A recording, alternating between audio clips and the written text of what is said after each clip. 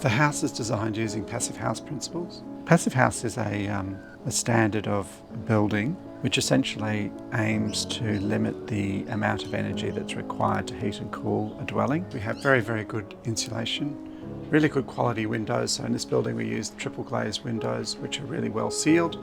By using these features, the house requires very minimal external heating and cooling to maintain a comfortable level inside. The building has been certified as a low energy building by the Passive House Institute, and that's a real achievement for us for this particular project.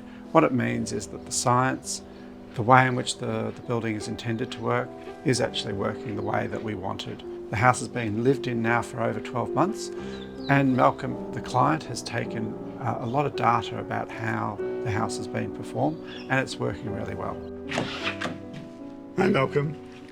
Anthony, how are you? Very well. Well, you've been here now for 12 months and seen the full cycle of how the house has performed. We put a lot of work in, as you know, and we learnt a lot through the course of the journey. There was a lot of discussions about air tightness, trying to imagine where leaks could exist, and the insulation, thermal breaks, all these things. That was it worth it? Well, I think yes, it has been. I think there are some ways in which it's intangible and intellectual in the sense that we consume less energy. That's an ideal and ethical requirement, but perhaps not something that you notice on your day-to-day living. The things you do notice, though, is that it's a very quiet house because you shut the doors and the ambient environment doesn't come in. The air quality is good with the exchange system. That makes a big difference. You do probably need to be a little bit more attentive to driving it. You know, last night was a pleasant night. You open it up as the day dies. But overall, it's a comfortable house to live in for that reason, both because of the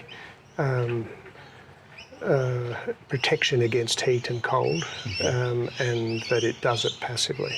And you shut the door and you don't hear the birds. You go and sit outside and they're, you know, everywhere and boisterous and noisy, and so it's not that it's onerous, but you do actually want to get outside to both enjoy its outside as well as its inside. I imagine when the parties are going on, you're grateful that it is quiet.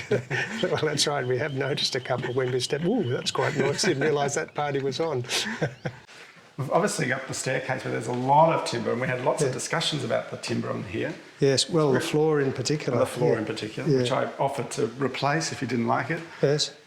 Well, I was more worried about falling down it, and it's been very, very good. Hi, Martin. Hi. So we're looking at the view. I mean, the view is just spectacular, isn't it? It's the trees, the park, people walking through. This just must be enjoyable on a day-to-day basis. It is. It's relaxing. And I like the way the design sort of fits with the park. Yeah. We should remember that this was actually a quarry at one stage. The original house that was here was a soldier settlement cottage that was built right on the edge of the quarry.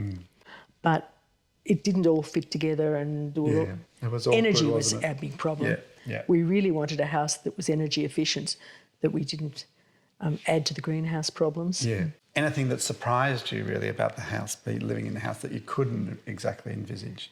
Not really, because I think as the house developed, we sort of grew with it. So in terms of the design process? In the design process, there was a lot of to and fro, a lot of discussion between us at various stages, and we were happy to just tell you the sort of thing we wanted and leave it to you to come up with the ideas. So that's okay. But there was a lot of to and fro, so I think things were well and truly discussed along the way. So I don't think there were any things that were really, oh, that's a big surprise. When the building was built? Yeah. What is it like at night? We don't use the central light very much. Right. We use the lights on the side. Yeah. And that's really good. It's plenty of light. You can read by easily and do things with. But they work really well. And if you do want a brighter light in the room, the central one is good. So the central one's sort of a supplementary light. It's a bit of a feature, isn't it, that central light?